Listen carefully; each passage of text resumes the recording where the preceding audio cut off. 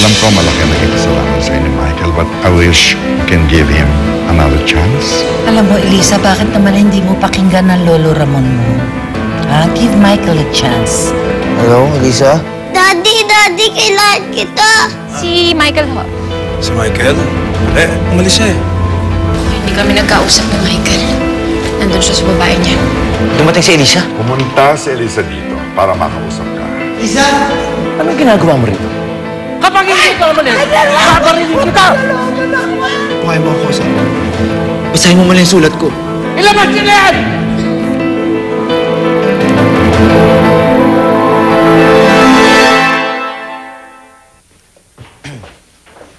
Oh, hello pala kayo. Doon naman, magandang gabi pa. Good evening. Ano po kayo? Oh, Michael, kamusta naman ang lakad mo? Ha? Nakausap ba si Elisa? Hindi ho eh. Pero naibigay ko yung sulat. That's good. Very good. Sana basahin yung sulat. Oh, siguro naman dyan, babasahin ka. Tomorrow, Michael, babasahin ka. Oh, ba't hindi ang babasahin sulat na yan?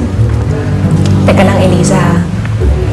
Yung sulat na yan, kung kinausap ko si Michael, pareho lang nakasulat dyan. So, ibig sabihin, puro kasinungalingan lang yan. Malay mo naman kung hindi. O sige, ganito na lang. May nakasulat ba dyan na pwedeng makapagbabago dun sa iniisip ko para kay Michael?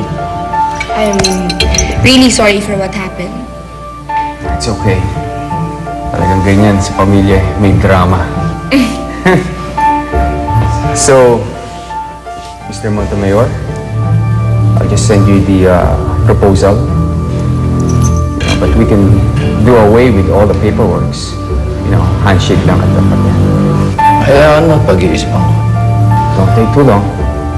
Baka may mahanap akong ibang kapartner. Well, anyway, I have to go. Thank you for having me here. Food is great, but I have to go, guys. Hatid ko lang po siya. Sige. Nakapag-desisyon na ako. Ayoko na. Tapos na kami ni Michael. Okay. So, there's no point na basahin mo pa yan kasi malilito ka lang sa kasasama ng loob mo. Alam mo, tama ka eh. Sunugin na natin to. Nakasisiguro ka ba sa gagawin mong yan?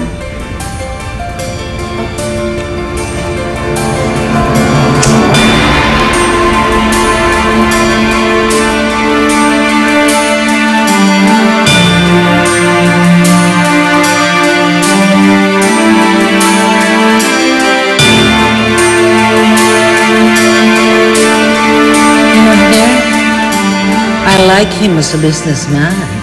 But as a son-in-law, oh my God. I don't like him, and I don't like him a bit. That makes two of us. Great. There's something wrong about him. No, because he's so fresco. He's so mayabang, masyadong mayabang. It's not just that, ma. There's something sinister about him. Yeah.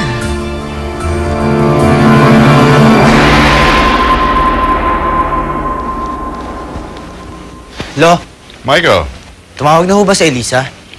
ba't di mo ba siya tinawagan? Sinubukan ko ho, pero di naman siya sumasagot eh. Ilang araw na mula nung tinanggap niya yung sulat ko. Pero hanggang ngayon, hindi niya pa rin yata binabasa. Malay mo naman, baka ngayong umaga na basahin, Iho. Lo, kung talagang plano niyang basahin yung sulat ko, ginawa niya na yun. Dahil kung hindi, malamang di siya interesado. Sigurado ka na talaga sa Enrico niya?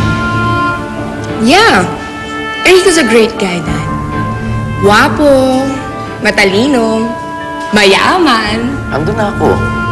Ang tinatanong ko lang, talagang gusto mo ba siyang pakasalan? Hindi ko na alam dapat kong gawin. Michael, I just got word. Tonight is the launching of the new Montemayor Group of Companies and to be known as the MMGC. Sigurado kong pupunta si Elisa doon. Yun yung pagkakataon ko para makausap siya. You're right. You don't like him. Well, it seems like you're throwing caution to the wind. You're jumping into this marriage. Bakit hindi mo muna pag-aralan mabuti ang pagkatao niya bago kayo tuluyang magpakasal?